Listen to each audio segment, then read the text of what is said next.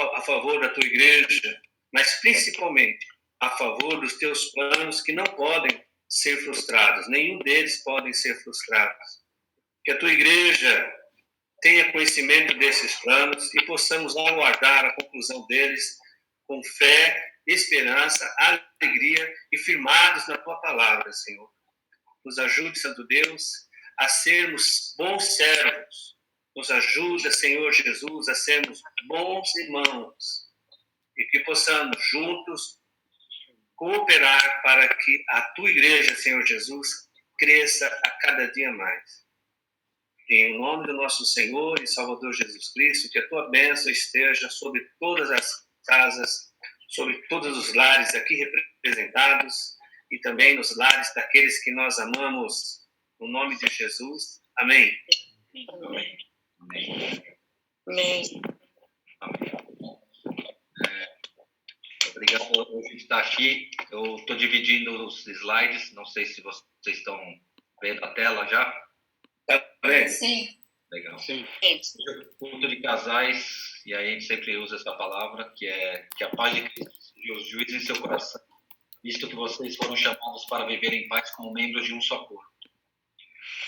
Sejam agradecidos, habite ricamente em vocês a palavra de Cristo, ensinem-se e aconselhem-se uns aos outros com toda a sabedoria e cantem salmos, hinos e cânticos espirituais com gratidão a Deus em seu coração.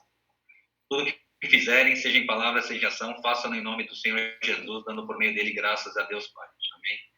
Mas o que a gente vai tentar aqui fazer hoje, tentar aprender, ensinar um pouco o que a gente tem aprendido, junto, cantando hinos, cantando cânticos, e tudo isso em nome de Deus para a glória.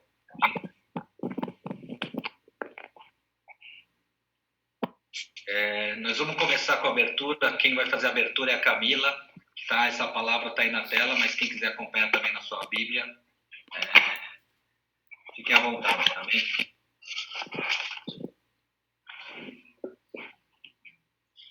Bom dia, irmãos. Então, a palavra da abertura está em Hebreus 12, de 1 a 3, que diz: Assim, nós temos essa grande multidão de testemunhas, não pessoas que estão vendo o que acontece, mas aqueles que deram seu testemunho de fé ao nosso redor. Portanto, deixemos de lado tudo que nos atrapalha e o pecado que se agarra firmemente em nós e continuemos a correr sem desanimar a corrida marcada para nós.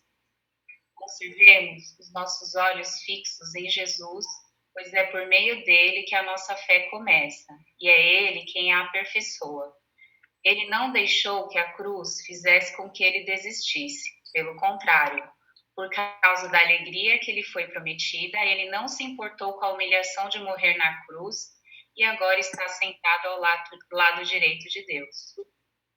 Pensem no sofrimento dele, como suportou com paciência o ódio dos pecadores. Assim, vocês não desanimem e nem desistam. Amém? Bom, primeiro, em Hebreus 1, né, eu vou caracterizar 3 pontos, né? O primeiro, do primeiro versículo, eu quero caracterizar a paciência, né? E nessa primeira parte, o Senhor nos diz que nós não devemos correr, né, em alta velocidade, correr para as preocupações, né? O Senhor nos diz que nós devemos correr hoje com paciência, ainda mais nesse momento difícil, né, que a gente está vivendo, né, nesse ambiente de, muitas vezes, criando ansiedade. A gente está vendo muita gente sofrendo com depressões, né? Acho que todo mundo aqui tem amigos, pessoas que têm pedido muitas orações, né? As pessoas sabem que nós somos cristãos. Então, a gente tem visto muito, né, que as pessoas hoje, elas não estão caminhando com calma, com paciência, e que a gente não coloque, né, sobre a nossa vida um nível de ansiedade que nos leve a ter essa ansiedade. E a paciência na nossa caminhada cristã, ela faz com que a gente não fique reclamando, né, das situações. A gente sabe que a gente está vivendo num momento bem difícil, mas a gente sabe que o Senhor também está no controle de tudo, né? O segundo versículo, eu gostaria de caracterizar o foco, que é o nosso foco, né? Como cristão, o nosso foco sempre tem que ser em Jesus, né? Que a gente continue olhando para o Senhor no meio de todo esse problema, como o Senhor é o nosso pastor e a gente sabe que nada vai faltar para os filhos dele, né? E se a gente perder o foco no Senhor em meio desse caos, né, no meio desse problema que a gente está vivendo, a gente vai sempre achar que o nosso problema é maior que o Senhor, e a gente sabe que o Senhor é maior do que tudo, né? Que a nossa fé esteja no Senhor. E o terceiro versículo, eu queria caracterizar a resistência. Então, se a gente quiser perseverar no Senhor, não basta somente ter paciência, não basta somente ter foco. Eu acho que a gente tem que ter resistência no Senhor. E como que a gente hoje, né, pode caracterizar a resistência? Hoje a gente pode falar um pouquinho sobre resistência financeira, né? Eu acho que essa crise chegou no momento em que muitas pessoas não estavam preparadas, né? Muita gente sem trabalhar, está vivendo um momento de incerteza assim muito, muito grande, e que isso sirva de lição. Eu tenho certeza que o Senhor não está deixando faltar nada, né, na mesa de todos nós, mais uma lição que a gente tem é que a gente tem que estar sempre preparado, né, infelizmente, para o pior. A gente sabe que a gente tem que estar sempre esperando o melhor, mas preparado para o pior. Então, hoje, nessa questão de resistência financeira, todos nós temos que guardar dinheiro, a gente tem que poupar, a gente tem que economizar. E para o nosso futuro, eu tenho certeza que esse tempo vai passar e, infelizmente, outros tempos difíceis também vão vir futuramente. Então, que essa questão da resistência financeira, né, que pegou todo mundo de surpresa, que a gente possa estar preparado numa outra fase. E eu tenho certeza que o Senhor está cuidando e está suprindo as necessidades de todo mundo, né? O pastor, inclusive, já colocou no nosso grupo da igreja algumas vezes. Se tiver algum irmão que estiver precisando de alguma coisa, pode falar com o pastor, né, no particular. E que isso fique no nosso coração, né, para a gente estar preparado, né, futuramente para outras crises. Outra coisa seria a resistência física hoje. A gente sabe que essa doença, ela está matando muito, muito mais as pessoas que estão tendo uma doença resistente. Então, hoje a minha pergunta é, o que a gente está fazendo para a nossa resistência física, né? O que a gente está fazendo para a nossa saúde? O que a gente pode fazer para melhorar isso? A gente está comendo bem, a gente está dormindo bem, a gente sabe que privação de sono é uma coisa também que deixa o nosso sistema imunológico muito vulnerável a doenças. Então, que a gente possa também, inclusive, acho que é na palavra, eu não lembro qual, se eu não me engano, acho que é em 1 Coríntios, que diz que nosso corpo é o templo do Espírito, né? Então, a gente sabe que a gente tem que estar cuidando também da nossa saúde. E eu tenho certeza que com saúde, quem pegar essa gripe aí, ela vai estar, a gente vai estar muito mais resistente, né? Para não ter os sintomas da maneira mais grave. A terceira resistência que eu gostaria de colocar é a resistência emocional, né? Como que está a nossa saúde emocional?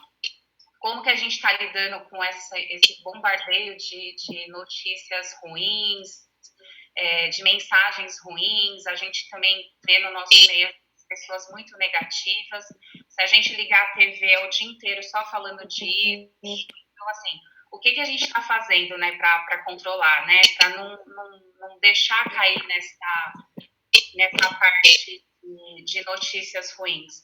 Então, irmãos, o conselho que hoje eu dou não vamos ficar olhando só essas notícias ruins, a gente também não tem que se privar, lógico, a gente tem que saber, a gente tem que se atualizar, mas vamos olhar as notícias uma vez por dia, tentar ver um lado positivo das coisas que a gente está em casa, né, hoje com a nossa família. E hoje, quando a gente fala também sobre resistência emocional, o que eu vejo? Até pela minha experiência aqui hoje com a Valentina, né? A Valentina, ela começou a ter aula online desde a primeira semana, e foi, assim, um boom na primeira semana das mães da escola, desesperadas, que não conseguia ajudar os filhos e estavam reclamando dos maridos estarem em casa, de ter que estar a casa, de ter que cuidar do filho, enfim. É um momento realmente delicado, mas a gente tem que cuidar, né, dessa parte emocional e ver que a nossa família, a família foi construída pelo Senhor e é um momento que eu acho que as famílias, aquelas que sabem usar da melhor maneira, vai estar se apegando mais no Senhor, tentando utilizar esse tempo, né, que a gente está para curtir a família, para cuidar dessa parte emocional, não só ficar reclamando da família estar em casa e de ter que ajudar o filho na escola, ou de ter que estar trabalhando home office, enfim. E a última, que para mim é a mais importante para a gente finalizar, é a nossa resistência espiritual, porque a gente pode não ter hoje a resistência financeira, a gente pode não ter a resistência física, nem a emocional, mas se a gente buscar a resistência espiritual com o Senhor, eu acho que a gente tem tudo, né? Que a nossa resistência espiritual é orando, jejuando, buscando o Senhor. Então, assim, se hoje você não tem a física, a financeira, a emocional, e você buscar a espiritual, eu tenho certeza que o Senhor vai abençoar a sua vida também e a gente vai passar por esse momento difícil juntos. Amém? Que o Senhor abençoe a todos. Essa é a mensagem. Amém. Glória a Deus. Amém. Agora a gente vai para a leitura bíblica, ela está em Apocalipse 7.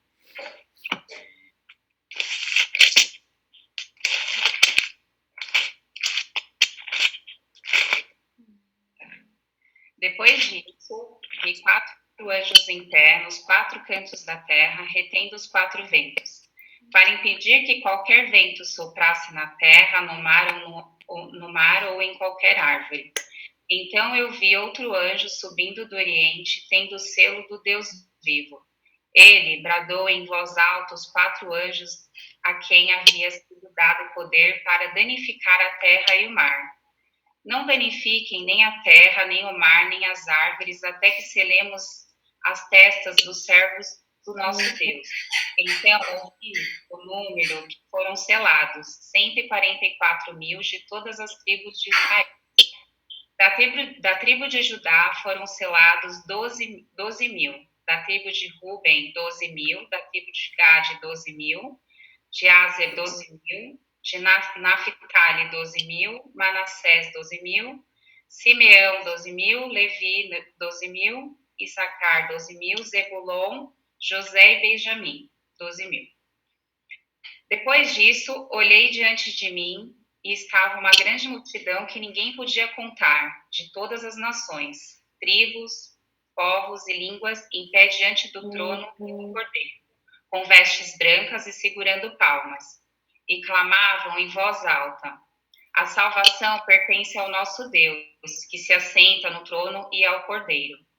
Todos os anjos estavam em pé ao redor do trono, dos anciãos e dos 4 seres viventes. Eles se prostraram com o rosto em terra diante do trono e adoraram a Deus, dizendo: Amém. Louvor e glória, sabedoria, ação de graças, honra, poder e força sejam ao nosso Deus para todo sempre. Amém. Então, um dos anciãos me perguntou: quem são estes que estão vestidos de branco e de onde vieram? Respondi: Senhor, tu sabes. E ele disse: esses são os que vieram da grande tribulação, que lavaram as suas vestes e as alvejaram no sangue do Cordeiro. Por isso, eles estão diante do trono de Deus e servem dia e noite em seu santuário. E aquele que está sentado no trono estenderá sobre eles o teu tabernáculo. Nunca mais terão fome, nunca mais terão sede, não os afligirá o sol, nem qualquer calor abrasador, pois o Cordeiro que está no centro do trono será o seu pastor. Ele os guiará às fontes de água viva, e Deus enxugará dos seus olhos toda lágrima. Amém, irmãos? Amém. Bom, Apocalipse é um livro que o Senhor permitiu que fosse escrito, ou seja, na direção dele, para a igreja. Por isso que nós temos muitas interpretações, porque pessoas que ainda não entregaram a vida para Jesus querem interpretar e não vão conseguir. Esse capítulo 7, os primeiros versículos, de 1 até 8, o Senhor fala de um tempo que virá. Ele fala que existe alguém retendo os 4 ventos, né? Ou seja, por todo o mundo, o Senhor dá ordem para reter a sua ira num determinado momento. Por quê? Porque nesse ponto aqui, a igreja já foi arrebatada. Quem ficou, e o Senhor sabe daqueles que ficaram, quem vai resistir e não vai negar o seu nome, vai ser salvo. Então o Senhor retém a sua ira por mais um período ainda. Olha, você vê na leitura que o Senhor vai preparar para as pessoas que ficarem na terra após o arrebatamento da igreja, porque hoje quem é que prega o evangelho no mundo? Não é a igreja? Sim ou não? Sim. É a igreja. Se a igreja for arrebatada, quem vai pregar? Aí o Senhor proveu, então ele vai separar. Aqui não dá para você ter dúvida nenhuma de que quem vai pregar o evangelho na grande tribulação será Israel.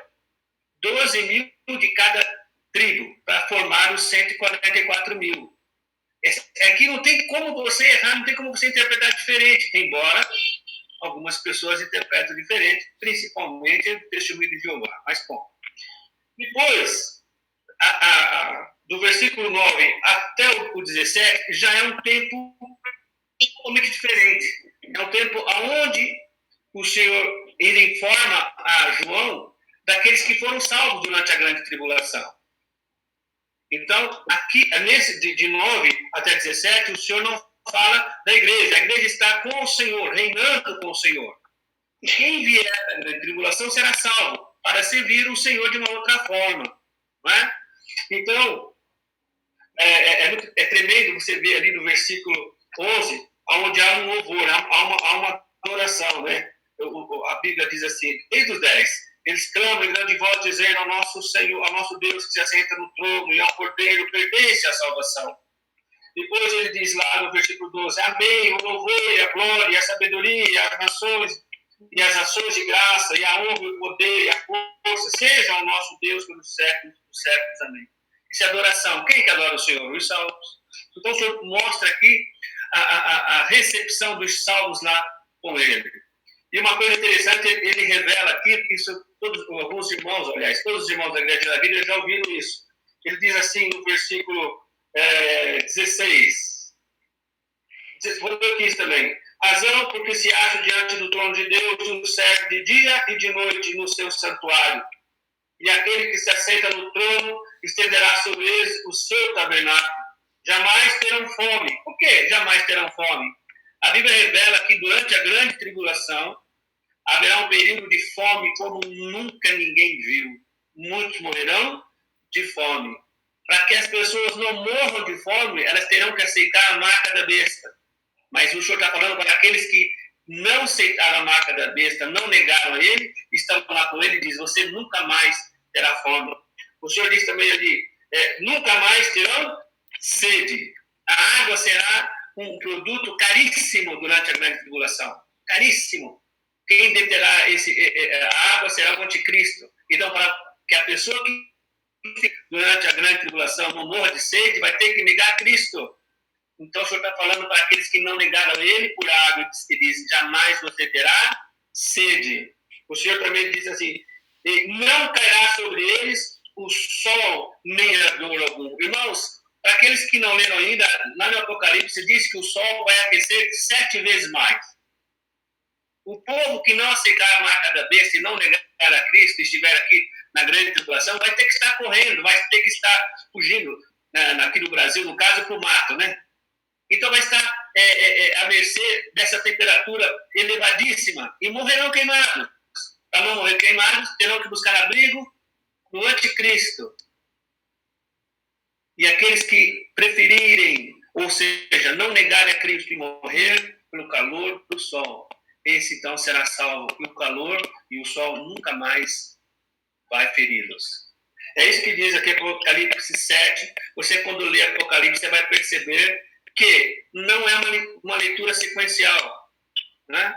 Por isso, ao ler o Apocalipse, você deve sempre pedir que o Espírito de Deus te dê a direção.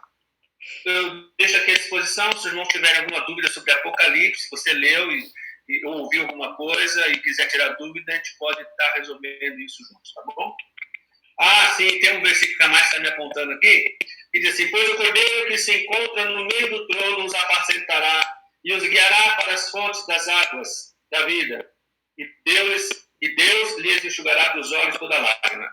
Então, irmãos, você já viu que isso é lá no céu, né? Enquanto estivermos aqui, a gente vai chorar um pouco ainda, tá bom? Mas o Senhor sempre nos consolará. Deus abençoe a todos. Amém. Amém. Agora a gente está passando para as orações, né? Eu deixei aí uma sequência, acho que já está o nome das pessoas que tinham pelo grupo se disponibilizado a fazer oração. Se a gente puder começar pela dos enfermos com a irmã Lúcia. Amém?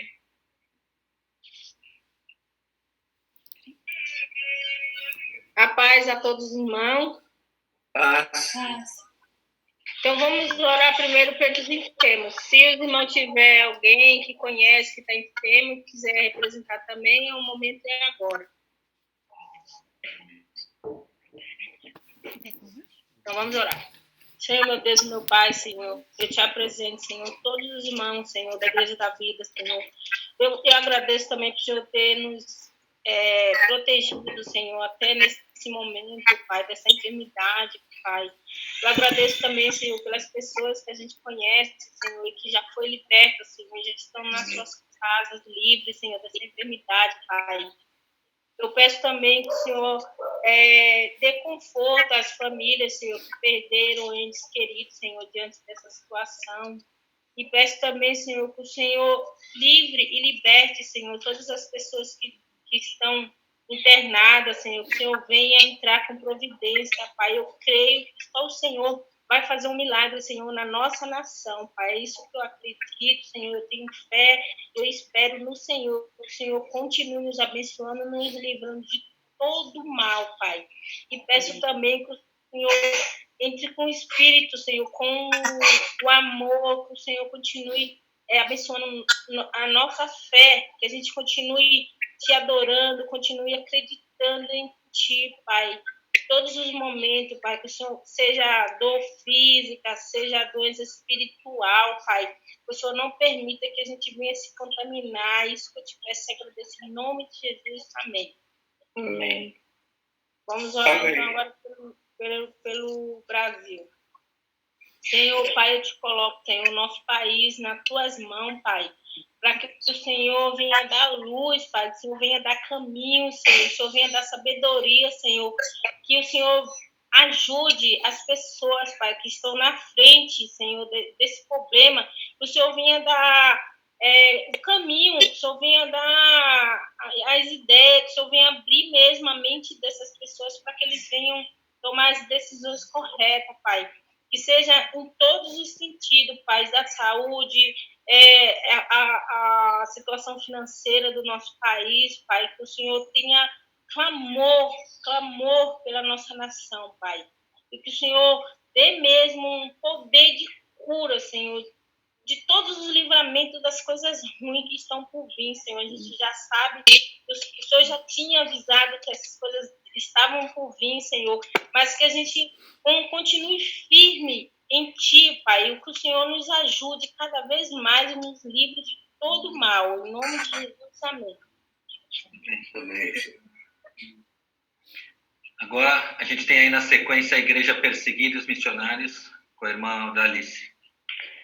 Vocês têm o nome do país aí? Porque eu estou sem o calendário aqui, eu não sei o nome do país que hoje a gente está orando. Não pode orar, mãe, em geral, acho. Tá bom, vamos orar. Senhor Deus e Pai, neste momento de oração agora, nós Igreja reunida, Senhor Jesus, queremos orar pelos nossos irmãos que pertencem a essa igreja chamada Igreja Perseguida, Senhor. Eu oro por todos os irmãos que estão no mundo, Pai, que pertencem a essa igreja. enfrentam dificuldade, Pai, os países que não é permitido pregar a tua palavra, Senhor Jesus. Vá ao encontro desses irmãos agora, neste momento, Senhor. Eu não sei o que os irmãos estão precisando neste momento, se é, Pai, porque os irmãos estão passando necessidade por causa do governo, que proíbem eles pregar a tua palavra, Senhor Jesus, ou porque os irmãos estão enfermos, ou que os irmãos estejam, Pai, neste momento encontre qualquer tipo de dificuldade, Senhor. Nós não sabemos aonde que está esses irmãos agora, mas o Senhor sabe, e só o Senhor pode ir ao encontro deles para socorrê-los, Pai. Abençoe e guarde nossos irmãos da igreja perseguida, supre todas as suas necessidades, seja ela qual for, Pai. O Senhor é o único, Pai, que pode fazer todas as coisas, Senhor. Só diz na tua palavra que sem o Senhor nada podemos fazer. Nós sabemos que o Senhor está aqui conosco agora reunido, Pai. Por isso te pedimos que o Senhor abençoe, guarde, proteja, Senhor, livre os nossos irmãos do mal, da perseguição, seja de governo, seja de qualquer tipo de autoridade contrária, Pai. Em nome de Jesus. Peço também pelos irmãos missionários, por todo mundo. O Senhor também venha suprir as necessidades deles, que eles sintam, Pai, a tua presença e que diante de qualquer dificuldade, Senhor Jesus, seja perseguição, seja qualquer tipo de coisa, Pai, os irmãos jamais venham desistir de pregar a tua palavra, Pai. É o que eu te peço e te agradeço em nome de Jesus Cristo. Amém. Amém. Glória a Deus. Agora, oração pela família e a Igreja da Vida, da irmã Gabriela. Vamos orar. Paz. Senhor, nós queremos agradecer pela nossa família, eu quero agradecer pela minha, pelo seu cuidado, pelo seu amor, Senhor, que bom, que não nos deixa falta nada. Na verdade, é que o Senhor tem nos surpreendido com tanta coisa boa, né? E eu acredito na família de cada um. Quero orar pela família de cada um que está aqui hoje. Cada um pela vida, pela família, saúde.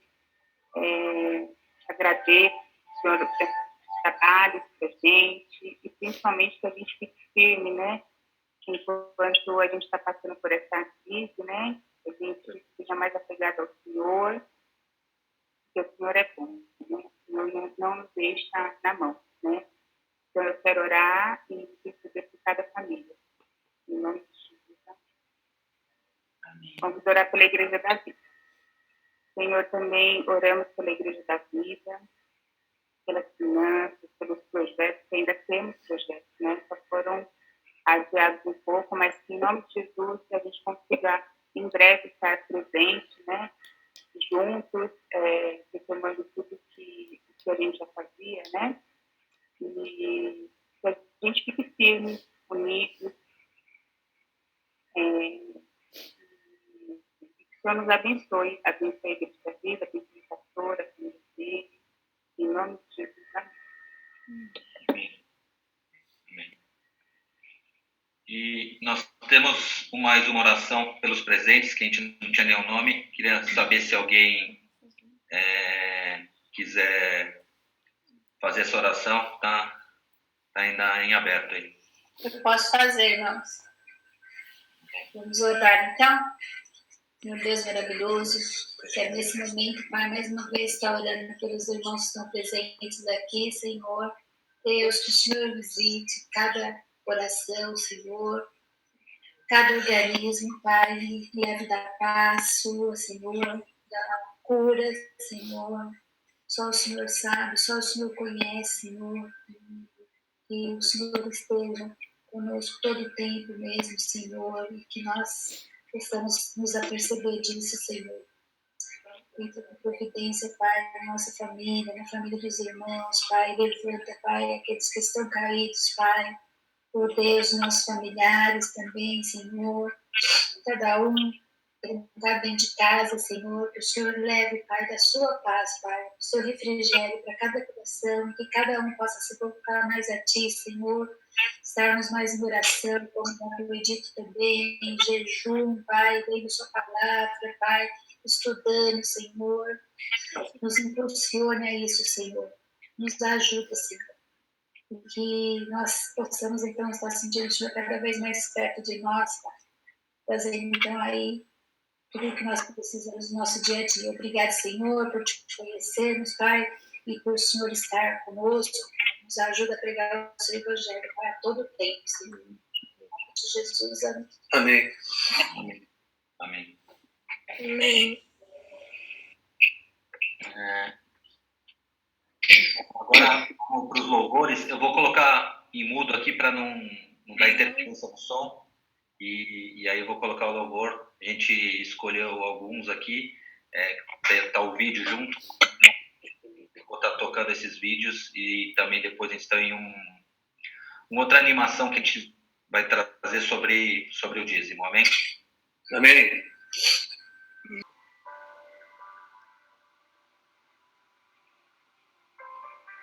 Dois homens trazem uma oferta ao Senhor, do fruto da terra, outro das primícias de seu rebanho. Deus aceita um e rejeita o outro. Mas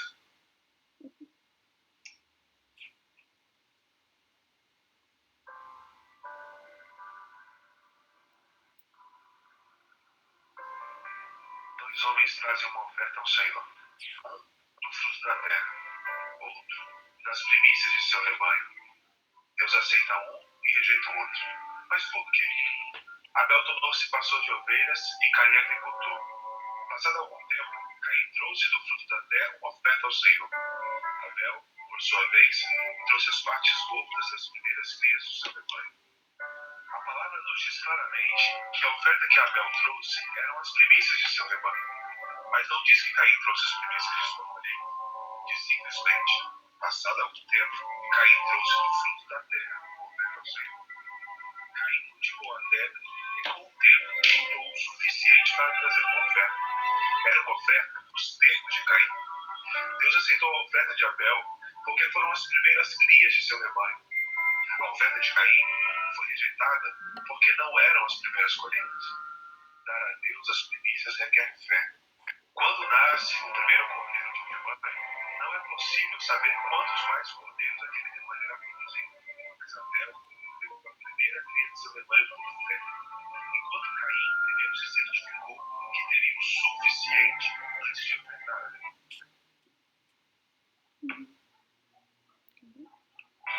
Muitos de nós tratam a Deus da mesma maneira que Caim, quando certificamos que temos dinheiro suficiente para depois ver se existe alguma sobra para dar a Deus. Quando ofertamos das sobras, Deus não pode aceitar nossa oferta, porque não são nossas primícias. Outras histórias enfatizam essa verdade. Quando da queda de Jericó, o Senhor deu instruções muito claras que os israelitas não deveriam perder dos espólios da guerra. Tudo aquilo era dele, declarou o Senhor. Jericó pertencia ao Senhor porque era a primeira cidade conquistada da terra prometida. Era a primícia. Deus reteve sua bênção de Israel porque um homem tomou dos espólios da guerra para ele. As primícias pertencem a Deus, somente a Deus. Existia muito mais em jogo do que dinheiro quando Abraão ofereceu seu primeiro filho, Isaque. Quando Deus pediu Isaque, Abraão não esperou ter outros 10 filhos antes de ofertar. Abraão deu o primeiro quando Isaque ainda era virgem. Abraão tinha apenas as promessas de mais filhos. Foi preciso fé para Abraão oferecer Isaque. Fé que Deus honrou e abençoou. E Deus fez o mesmo por nós. Ele deu suas primícias na forma de seu filho, seu primeiro e único filho, que foi dado a nós enquanto éramos ainda pecadores. Deus nos deu Jesus em fé de que um dia talvez nós dessemos nossa vida a Ele. O presente de seu filho veio antes mesmo da bênção do arrependimento e da salvação. Devemos dar nossas primícias da mesma maneira. Antes mesmo de ver as bênçãos de Deus, nós damos em fé dar as primícias de seus recursos. Diz o seguinte: Senhor, eu reconheço que o Senhor vem em primeiro lugar. Eu te coloco em primeiro lugar na minha vida. E eu confio que o Senhor cuidará de mim.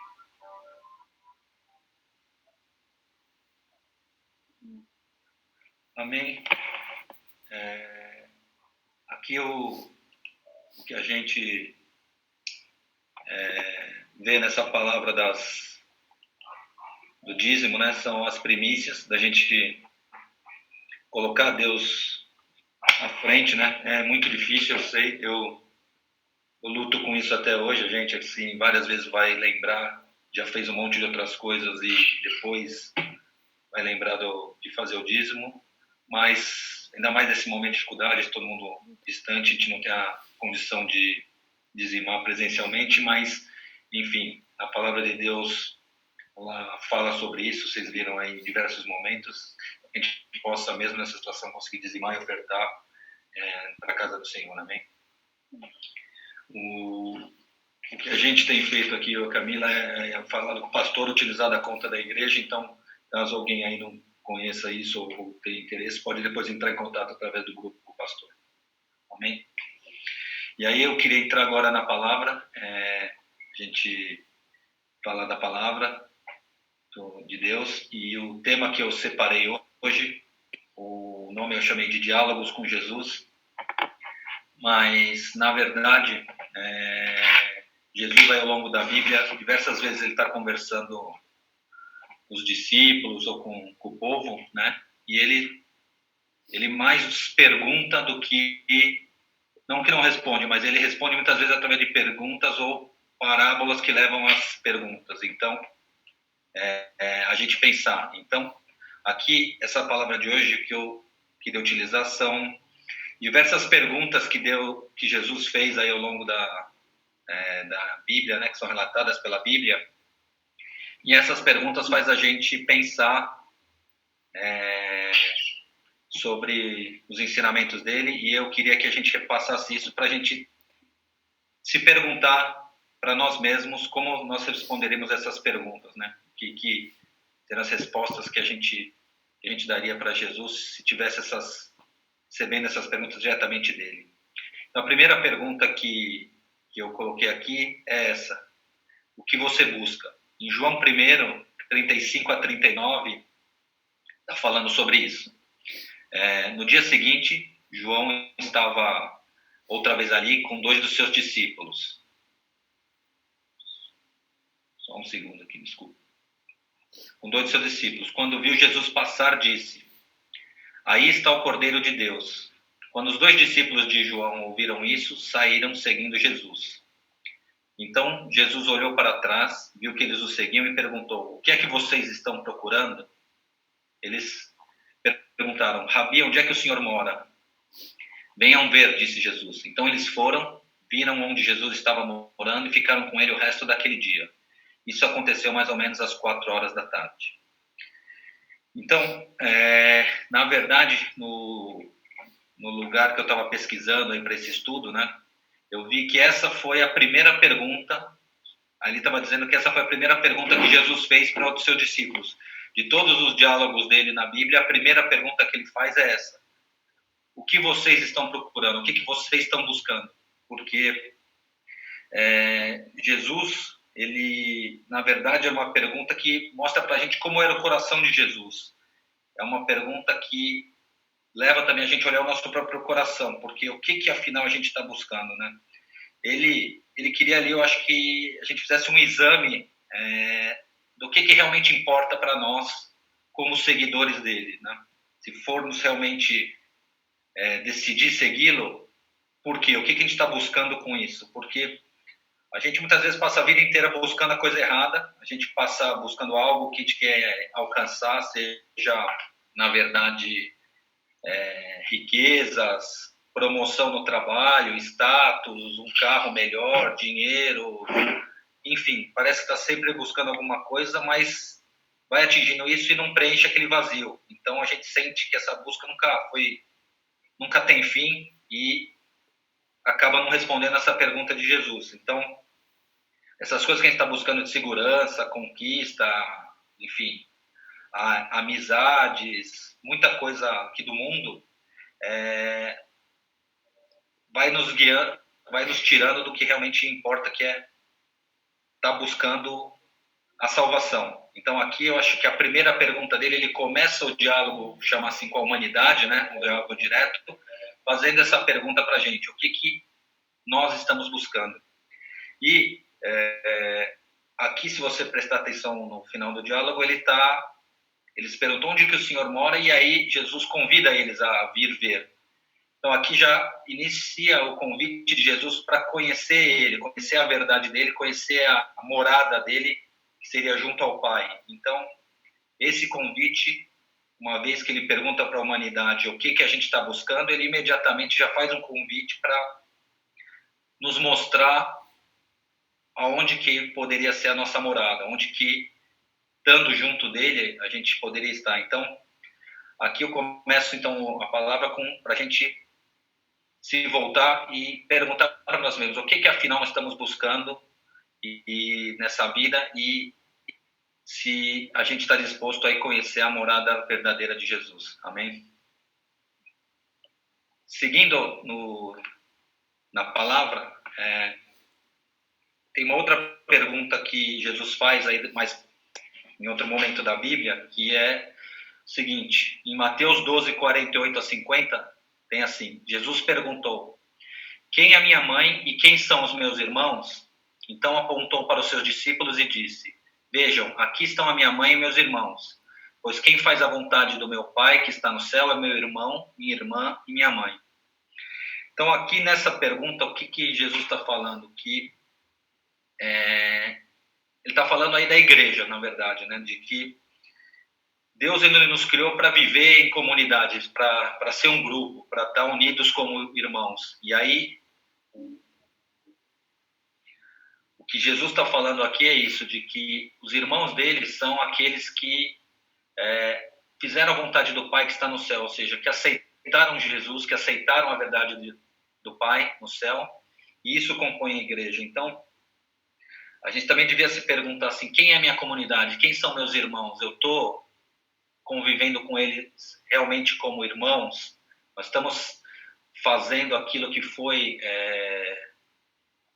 ensinado por Jesus, né? Eu estou levando a palavra a mais gente para essa minha comunidade de irmãos crescer, a amigos próximos que não tenham aceitado Jesus, familiares, aqueles outros que já aceitaram, que a gente está tendo um convívio. Eu estou, como foi falado aqui, por exemplo, nesse momento difícil, ajudando eles, que podem estar passando por uma dificuldade maior do que a minha. Estou verificando como está a saúde deles. Eu estou ajudando aí, às vezes, com, enfim, algo tão simples quanto, fiz um pão aqui em casa, estou levando para a pessoa e dividindo. Então, a pergunta que fica aqui é, quem são meus irmãos e como eu estou fazendo essa família, essa comunidade de irmãos crescer ou não, que é algo que foi falado na palavra de levar a palavra a mais gente, e também como eu estou, talvez aceito, tendo esse convívio. Eu estou fazendo de acordo com a vontade do meu Pai? Então, aqui é mais uma pergunta que eu acho que fica para a gente, quem é a minha comunidade e o que eu tenho feito com relação a isso? Amém? Depois disso, tem mais uma pergunta que eu acho bem interessante, inclusive para o momento nosso, acho que ela é fundamental até, que é a pergunta que está, onde poderemos comprar pão para todas essas pessoas? Então, em João 6, de 5 até 14, tem toda a história do milagre da multiplicação dos pães, né? E aí está dizendo assim lá, Jesus olhou em volta de si e viu que uma grande multidão estava chegando perto dele. Então ele disse a Filipe, onde vamos comprar comida para toda essa gente? Ele sabia muito bem o que ia fazer, mas disse isso para ver qual seria a resposta de Filipe. E Filipe respondeu assim, para cada pessoa poder receber um pouco de pão, nós precisaríamos gastar mais de 200 moedas de prata. Isso, na época, era um dinheiro assim, muito grande. Então, um dos discípulos, André, irmão de Simão Pedro, disse, aqui está um menino que tem 5 pães, cevada e 2 peixinhos. Mas o que é isso para tanta gente? E aí depois Jesus disse, digam a todos que se sentem no chão. Então todos se sentaram, estavam ali quase 5.000 homens. Em seguida Jesus pegou os pães, deu graças a Deus e os repartiu com todos. E fez o mesmo com os peixes e todos comeram à vontade. Quando já estavam satisfeitos, ele disse aos discípulos, recolham os pedaços que sobraram a fim de que não se perca nada. Eles ajuntaram os pedaços e encheram 12 cestos com o que sobrou dos 5 pães. E os que viram esse milagre de Jesus disseram, de fato, este é o profeta que devia vir ao mundo. Amém? Então aqui, quantos de nós não sente que os recursos que a gente tem não são suficientes? Que aquilo que a gente tem para enfrentar os obstáculos do dia a dia, as nossas necessidades materiais não são suficientes. Então, acho que todo mundo já passou por isso ou passa por isso na vida. Muito difícil não passar por isso. Também, não só financeiro, às vezes de relacionamento, emocional, como a Camila falou na abertura, a gente sentir que faltam os recursos. E aqui Jesus, ele na primeira parte, ele já sabia a resposta, né? Deus sabe de todas as coisas, mas ele, como diz a própria Bíblia, ele diz para testar Felipe. Que, na verdade, ele fala qual é essa resposta dele. E Felipe ali já dá uma resposta dizendo que, olha, ia ser necessário muito, querendo dizer que seria, depois completado também por André, do tipo, que ali tinha um pouco, né, que eram os pães, mas não era suficiente para tanta gente. Como é que eles iam fazer? Então, assim, mostrava ali um pouco de que Jesus ali estava perguntando também para questionar o coração deles, né? O quanto de fé eles realmente tinham de que poderia existir uma alternativa, que aquilo não era motivo para desespero, de que Deus estaria cuidando. E ali você via que eles ainda não estavam preparados para isso, eles não tinham essa crença, né, de que Deus poderia prover.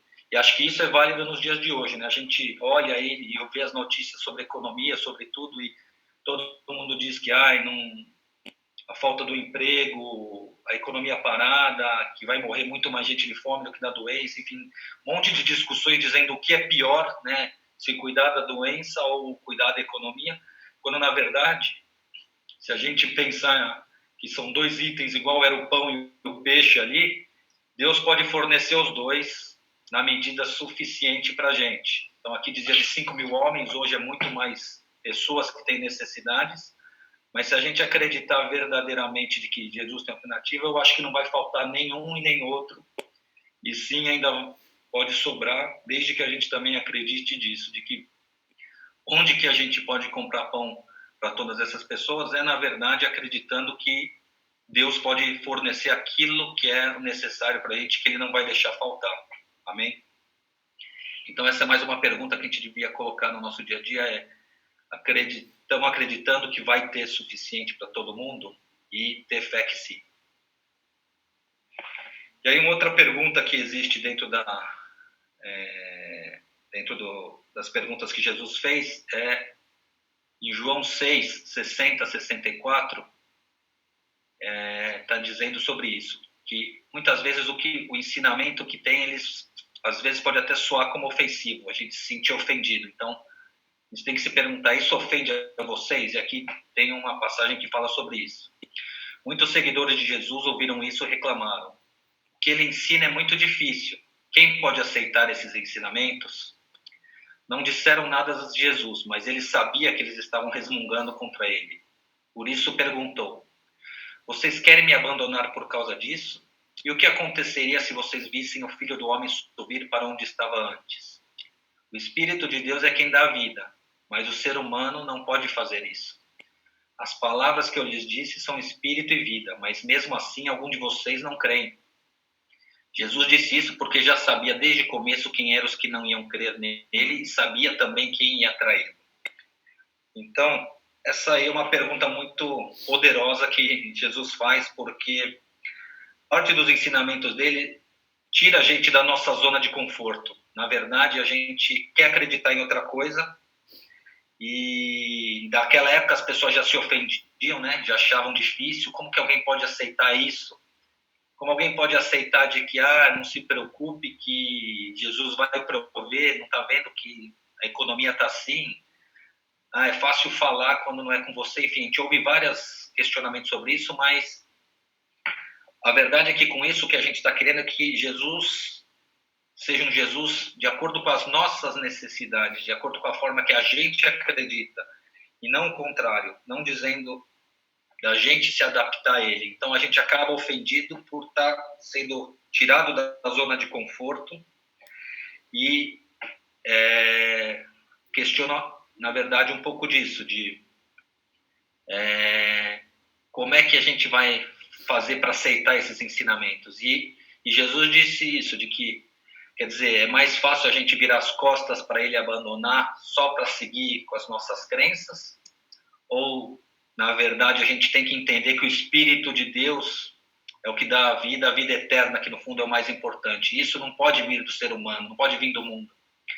Então, as palavras de Deus foram nesse sentido de dizer que esse é o caminho, e ele já sabe quem acreditar nisso ou não. Então, cabe a gente se perguntar, eu que estou me ofendendo de forma incorreta, eu deveria repensar os meus valores, o que eu tenho feito, e aceitar que o mais importante é a vida eterna, ou seguir me justificando de que aceitar o que ele propõe é muito difícil, eu não quero fazer, isso é demais. Então, vamos nos perguntar isso, estamos sendo ofendidos de forma incorreta, porque na verdade não é ofensa, e sim nós que não estamos preparados, ou não? Então, essa é mais uma pergunta que eu queria deixar aí, que me tocou. E aí, mais para frente, também ele fala sobre as Escrituras. Se nós lemos as Escrituras, em Mateus 19, 3 e 4, diz assim: alguns fariseus chegaram perto dele, querendo conseguir alguma prova contra ele, e perguntaram: será que pela nossa lei um homem pode, por qualquer motivo, mandar a sua esposa embora? Jesus respondeu: por acaso vocês não leram o trecho das Escrituras que diz: no começo o Criador os fez homem e mulher? Então, aqui o que ele está dizendo com as Escrituras é o seguinte, de que ele sabia que os fariseus, sim, leem as Escrituras, eram, na verdade, os mais instruídos nisso, eram famosos por seus conhecedores da lei, mas o que, na verdade, Jesus estava querendo dizer é que a gente olhe mais profundo o motivo das nossas perguntas. Ali, as perguntas dele não eram realmente estar falando de Deus ou dos ensinamentos de Deus, mas sim para estar questionando Jesus. Então, quando a gente tiver que nos perguntar sobre algum assunto, Deus disse que já deixou as Escrituras para nós como um manual de vida, como uma instrução sobre a sua palavra. Então, ali nós temos as respostas. E aí as respostas, elas não devem ser tomadas de acordo com o que é melhor para a gente, mas sim do jeito que foi, como Deus e Jesus nos ensinou. Então, quando a gente precisar de alguma resposta, a gente tem esse manual, tem como voltar e consultar. E ali embaixo ainda se complementa dizendo em Mateus 24, 35, o céu e a terra desaparecerão, mas as minhas palavras ficarão para sempre. Então, o mundo vai mudar, nós estamos agora nessa situação de pandemia, a palavra está aí há 2000 anos, né, que Jesus já passou a sua vinda, primeira vinda, e já deve ter acontecido muitas outras pandemias e problemas até maiores, mas a palavra ela sempre fica, ela continua válida. Então, vamos buscar nas Escrituras as respostas para as perguntas que nós tivermos, porque lá a gente vai poder encontrar isso. Amém? E acho que a última pergunta que eu deixo é essa daqui, que ficou marcado para mim, está em João 16, 31 e 33, diz assim: e Jesus respondeu: então agora vocês creem? Pois chegou a hora de vocês todos serem espalhados, cada um para a sua casa, e assim vão me deixar sozinho. Mas eu não estou só, pois o Pai está comigo. Eu digo isso para que, por estarem unidos comigo, vocês tenham paz. No mundo vocês vão sofrer, mas tenham coragem, eu venci o mundo. Então, aqui eu acho que Jesus tem uma pergunta para a gente, que ele também fala no outro texto, que ele fala sobre o que está mais nos preocupando. E ele diz sobre essas preocupações, de que são preocupações do mundo, mas ele venceu o mundo. Ele mostrou para a gente, através de se entregar a sua vida para tirar os nossos pecados, de que ele, com isso, venceu o mundo e mostrou qual era o caminho da salvação para estarmos com Jesus. Tem uma outra parte da Bíblia onde estão, depois que Jesus ressuscitou, onde os discípulos eles estavam voltando, né? Eles estavam indo lá para aquela região que chama Emaús, né? Emaús, não sei, desculpa, pronunciei certo. E eles estavam ali e encontram Jesus na estrada e nem reconhecem ele, né? E no diálogo eles falam sobre isso. Eles falam assim: pensávamos que Jesus era o Messias que viria resgatar Israel. E tinha ali um ar de decepção, né? De que eles estavam pensando que Jesus não tinha cumprido com as suas expectativas. E ali tem alguns estudiosos que dizem que você está indo para Emaús é quando você está indo para um lugar onde as coisas saem como não se esperavam, como você esperava. Mas ali, a expectativa deles que estava errada, porque eles se decepcionaram crendo de que ia ser uma salvação no mundo terreno, onde Jesus ia assumir, por exemplo, o papel de rei ali deles e guiar eles no mundo. Mas está errado isso, porque ele não estava ali para o mundo, ele venceu o mundo, ele estava ali para falar de algo muito maior que a vida eterna. Então, acho que eu queria terminar aqui dizendo isso. Essa pergunta para a gente será que nós estamos com expectativas erradas, porque estamos com a expectativa da vitória ainda no mundo? E quando se pensa também nas perguntas anteriores, onde o que a gente busca? Quem são as pessoas e a comunidade que a gente está convivendo? Vamos ter o suficiente no mundo, sim ou não?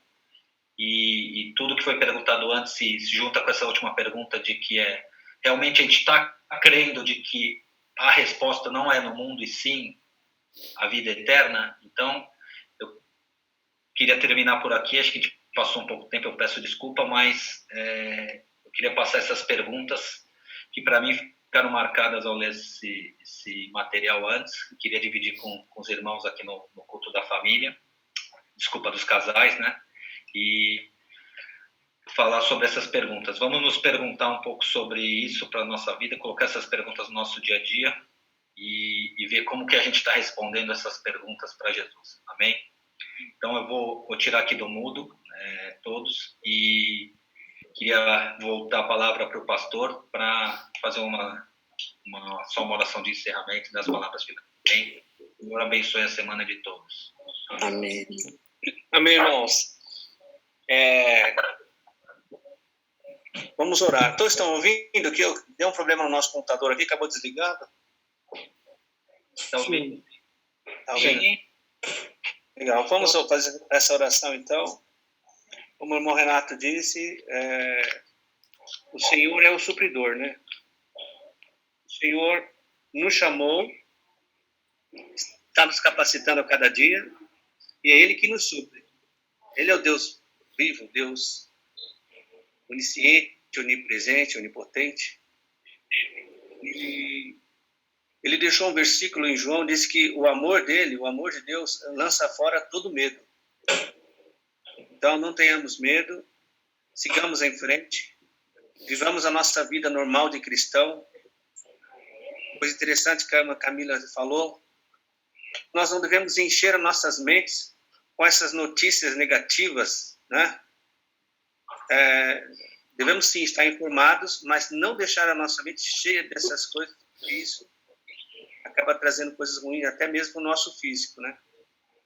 Possamos encher a nossa mente com a palavra de Deus. Leiam a Bíblia, façam uma leitura diária de pelo menos alguns versículos.